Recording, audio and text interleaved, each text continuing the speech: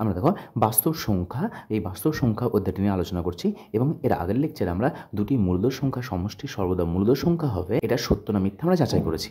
অর্থাৎ দেখো যে তথ্যটা দেওয়া আছে এখানে আমাদের কী বলে দেওয়া আছে যে দুটি অমূলদ সংখ্যার সমষ্টি সর্বদা মূলদ সংখ্যা, এটা আমাদের সত্য না মিথ্যা যাচাই করতে বলেছে।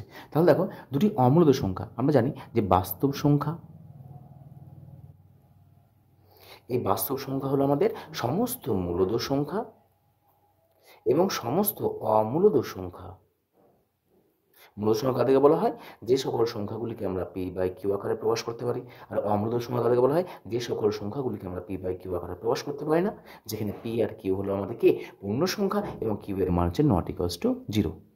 যেমন মূলদ সংখ্যা 1, 2, 3, 4/5 এগুলোকে বলা হয় মূলদ সংখ্যা। আর অমূলদ সংখ্যা কি? যাদেরকে পি বাই কিউ আকারে প্রকাশ করতে পারবো না, যেমন √2। √2 কিন্তু √2/1, কিন্তু √2 যেটা রয়েছে এই √2 কিন্তু আমাদের পূর্ণ সংখ্যা নয়।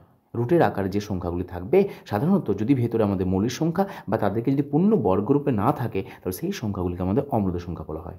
√3, √5, √7 এই যে পূর্ণবর্গ নয় সেই সংখ্যাগুলি যদি রুটের আকারে থাকে তাহলে তাদের কী বলা হবে? অমূলদ সংখ্যা বলা হয়। তাহলে বাস্তব সংখ্যা মানে হচ্ছে আমাদের মূলদ সংখ্যা, সমস্ত মূলদ সংখ্যা এবং সমস্ত অমূলদ সংখ্যার যে যোগফল বা সেই দুটি দলের যে সমষ্টি তাদেরকে বলা হয় আমাদের বাস্তব সংখ্যা। তাহলে দেখো বলেছে যে দুটি অমূলদ সংখ্যা সমষ্টি, তাহলে তুমি যে কোনো দুটি অমূলদ সংখ্যা নাও, একটা নিলাম √2, একটা নিলাম 3√2। √2 একটা অমূলদ সংখ্যা, 3√2 একটা অমূলদ সংখ্যা, কেন? দেখো রুটের আকার আছে, এটাও রুটের আকার আছে, তাহলে তাদের সমষ্টি বলে দিয়েছে। তাহলে সমষ্টি যোগ করো, যোগ করলাম, যোগ করলে কত পাচ্ছি? দেখো এখানে একটা √2 আছে, এখানে 3টে √2 আছে, তাহলে যোগ করলে কত আসবে? 4√2। তাহলে দেখো এটা হচ্ছে কি আমাদের অমূলদ সংখ্যা।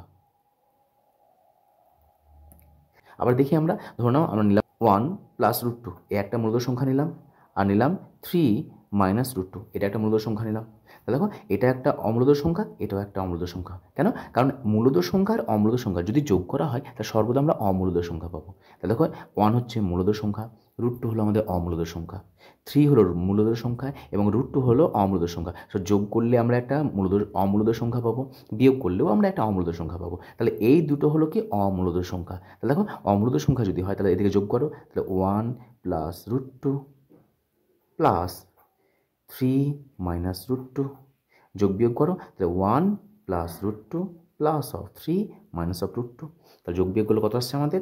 দেখো মূলদ সংখ্যার সঙ্গে মূলদ সংখ্যার যোগ হবে, 3 আর 1 4, আর দেখো +√2 - √2 এই দুটো ক্যান্সেল হয়ে যাচ্ছে। তাহলে দেখো এটা কী পেলাম আমরা? এটা পেলাম মূলদ সংখ্যা। তার মানে প্রথমে এখানে লেখা ছিল যে দুটি অমূলদ সংখ্যা সমষ্টি সর্বদা মূলদ সংখ্যা, সর্বদা না, মূলদ সংখ্যা হতেও পারে আবার অমূলদ সংখ্যা হতে পারে। দেখো এটাই পেলাম আমরা। তাহলে এটা একটা অমূলদ সংখ্যা নিয়েছিলাম, এটা একটা অমূলদ সংখ্যা নিয়েছিলাম, সেই দুটি অমূলদ সংখ্যাকে যোগ করে দেখো আমরা কী পেলাম? অমূলদ সংখ্যা পেলাম।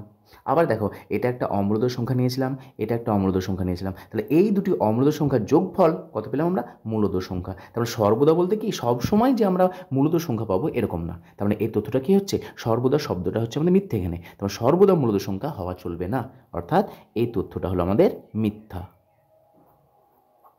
যে দুটি অমূলদ সংখ্যার সমষ্টি সর্বদা মূলদ সংখ্যা নয়।